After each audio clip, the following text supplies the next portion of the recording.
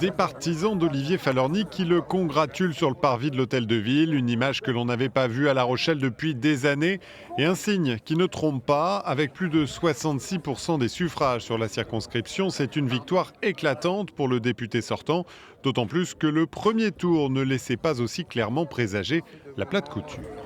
Cette élection était difficile, vous le savez, je me présentais sans investiture.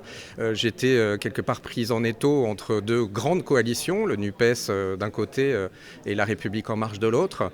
J'ai su, avec ma suppléante Sabine Gervais qui est à mes côtés, rassembler les électeurs. Et je veux vraiment adresser un grand message de gratitude. Son adversaire, Jean-Marc Soubest, n'est pas venu écouter la proclamation des résultats. L'alliance de la NUP n'a pas donné autant qu'espéré aux candidats écologistes, même sur la ville de La Rochelle où l'élu est pourtant bien implanté.